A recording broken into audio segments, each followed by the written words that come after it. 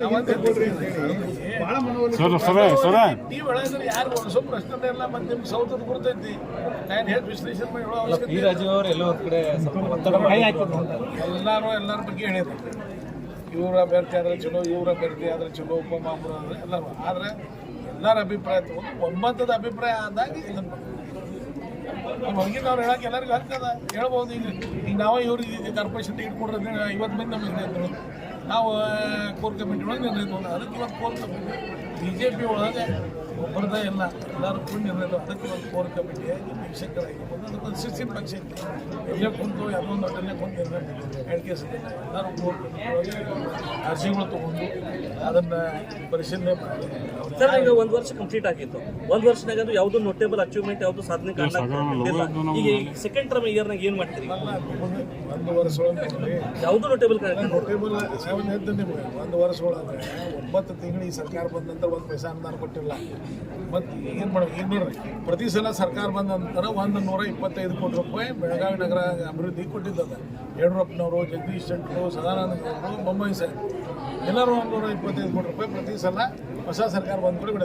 ಈ ಸರ್ಕಾರ 125 ಕೋಟಿಯಲ್ಲಿ 125 ರೂಪಾಯಿ ಕೊಟ್ಟೈತೆ ಅನ್ನೋದು ಅಲ್ಲ.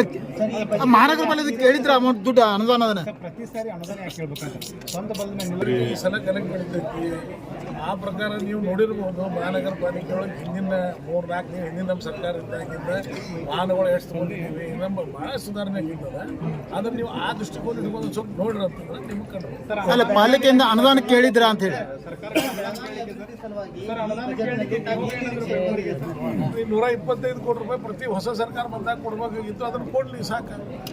ನಿಮ್ಮ ಎಮ್ಮೆಲ್ಯೆ ಬರ್ತಾ ಇದೆ ಸರ್ ಸರ್ಕಾರ, ನಿಮಗೆ ಬರ್ತಾ ಇದೆ ಶಾಸಕರ ಫಂಡ್ ಇನ್ನೊಂದಕ್ಕೆ ಅದು ಫಂಡೂ ಬರ್ತಾ ಇದೆ. ನನಗಿದ್ದ ಮಾಹಿತಿ ಇನ್ನೊಂದಕ್ಕೆ ಬಂದಿದ್ರೆ ಅದರ ಉಪಯೋಗ. ಅಭಿವೃದ್ಧಿ ಕೆಲಸಗಳು ಆಗ್ತಾ ಇದೆ. ಅಭಿವೃದ್ಧಿ ಕೆಲಸ ಯಾವೂ ಇಲ್ಲ. ನಮ್ಮದೆಲ್ಲ ಕಾಂಗ್ರೆಸ್ದವ್ರದ್ದು ಆಗ್ತಾ ಇಲ್ಲ. ನಾನು ಕಮಿಟಿ ಒಳಗೆ ಅದನ್ನು ಕಮಿಟಿ ಒಳಗೆ ಕಾಂಗ್ರೆಸ್ ಶಾಸಕರು ಹೇಳ್ತಾರೆ ನಮಗೆ ಇನ್ನೂ ತನಕ ಒಂದು ಪೈಸಾ ಬಂದಿಲ್ಲ, ಈ ರೀತಿ ಆದರೆ ಏನು ಪರಿಸ್ಥಿತಿ ಅಂತೇಳಿ ಅವರು ಕಾಂಗ್ರೆಸ್ ಸರ್ಕಾರದಲ್ಲೂ ಪವರ್ಫುಲ್ ಇದ್ದವ್ರಿಗೆ ಮಾತ್ರ ಅನುದಾನ ಹೊಂದಿದೆ. ಯಾಕಂದ್ರೆ ಮೊನ್ನೆ ಗ್ರಾಮೀಣ ಕ್ಷೇತ್ರಕ್ಕೆ, ಅಥಣಿ ಕ್ಷೇತ್ರಕ್ಕೆ 800 ಕೋಟಿ ರೂಪಾಯಿ ಅನುಮೋದನೆ ಸಿಕ್ಕಿದೆ. ಅಲ್ಲ, ಅದು ಒಬ್ಬರನ್ನ ರಗಡ ಅನಾವಸ್ ಆಗ್ತಾವೆ. ಕಾರ್ಯರೂಪ ಬರಬೇಕಲ್ಲ. ಅಲ್ಲ, ಪವರ್ಫುಲ್ ಇದ್ದವ್ರು ತೊಂಬರಾಗತ್ತಾರ ಅನ್ನುವಂಥದ್ದು. ಅಲ್ಲ, ಅದು ಕಾರ್ಯರೂಪ ಬರಬೇಕಲ್ಲ. ಅಲ್ಲ, ಗ್ರಾಮೀಣ ಕ್ಷೇತ್ರಕ್ಕೆ 800 ಕೋಟಿ ಬರ್ತದೆ.